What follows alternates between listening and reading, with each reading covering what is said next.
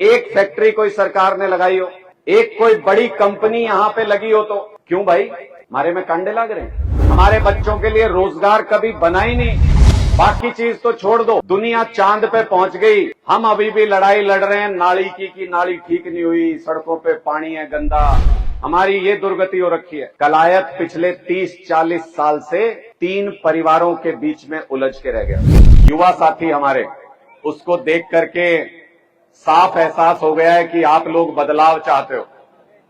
आप लोग इस बार कलायत के अंदर इतिहास रचना चाहते हो, ये आपके स्वागत से मुझे पता चल गया और मैं आपकी इस आकांक्षा का, इस उम्मीद का स्वागत करता हूं, आपको हाथ जोड़ के नमन करता हूं। इतनी धूप में, दिन के इस समय में मुझे तो नहीं लगता कि किसी पार्टी की कोई सभा कभी होती होगी।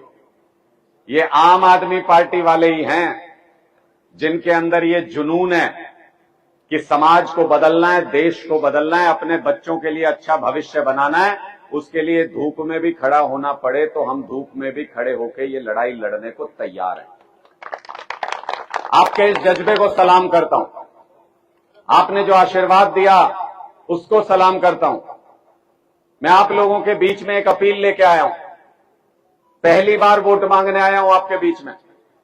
पहली बार हाथ जोड़ के, झोली फैला के आपके गांव में वोट मांगने आया हूं। इससे पहले भी मैं आया हूं चौशाला, लेकिन इससे पहले हम पार्टी के लिए प्रचार करने आए, लोकसभा चुनाव में अपने उम्मीदवार के लिए वोट मांगने आए, लेकिन खुद अपने लिए आज पहली बार हाथ जोड़ के, झोली पसार के आपसे वोट मांगने के लिए मैं यहां पे आया हूं। और इस उम्मीद के साथ आया हूं कि अपने बेटे को, अपने भाई को आप निराश नहीं करेंगे। एक बार हाथ उठा के सारे ये बता दो कि आशीर्वाद देने को तैयार हो कि नहीं। आप सबके आशीर्वाद से हम लोग बहुत तेजी से आगे बढ़ रहे हैं।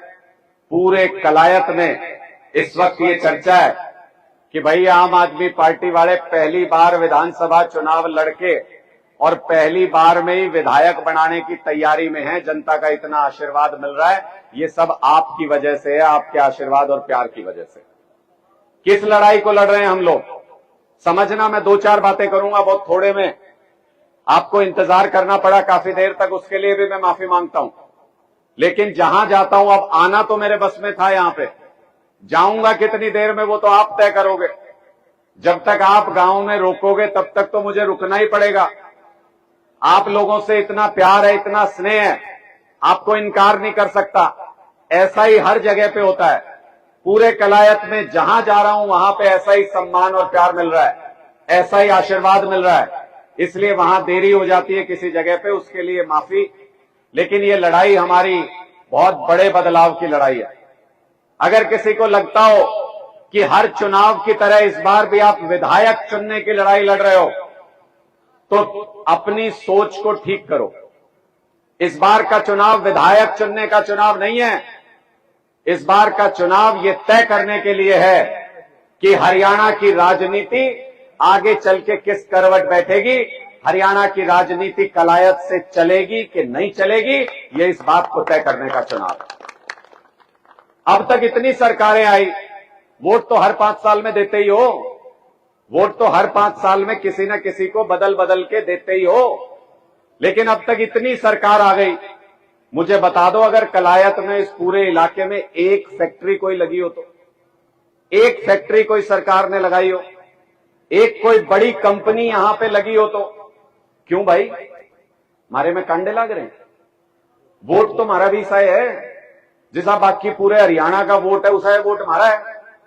लेकिन बाकी जगह तो लगे फैक्ट्री, बाकी जगह बड़ी बड़ी कंपनियां में, उनके बच्चा ने नौकरी मिले। हमारे कलायत में, कैथल में, इस पूरे इलाके में कभी कोई कंपनी आई नहीं। हमारे बच्चों के लिए रोजगार कभी बना ही नहीं।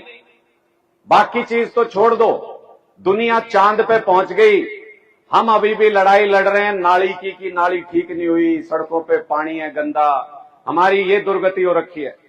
कलायत पिछले 30-40 साल से 3 परिवारों के बीच में उलझ के रह गया।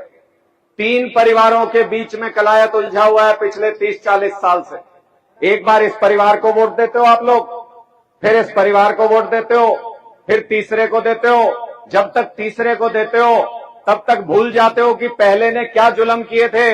फिर दोबारा पहले का नंबर आ जाता है। इसमें चक्री बनी हुई है कलायत के लोगों की। पिछले 30 साल से इन 3 परिवारों के लोगों को आप विधायक बनाते आ रहे हो। बदले में मिला क्या? क्या मिला आपको? आपके सरकारी स्कूल अच्छे हो गए गांव के क्या? आपके बच्चों को पढ़ाने की सोचते हो आपके सरकारी स्कूल में पढ़ा लें? जिसको भी थोड़ी सी उम्मीद हो, जो पेट काट के पढ़ा सकता है, वो कहता है प्राइवेट स्कूल में पढ़ाऊंगा। क्यों भाई?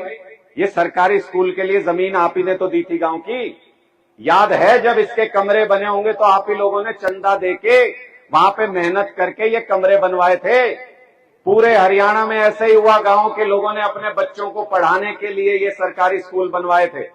आज इन स्कूलों में ना कमरे हैं ढंग से, ना बैठने के बेंच हैं, ना हमारी बच्चियां स्कूल जाती हैं उनके लिए साफ सुथरे टॉयलेट हैं, ना खेल के ग्राउंड हैं, ना पढ़ाने के लिए अध्यापक है।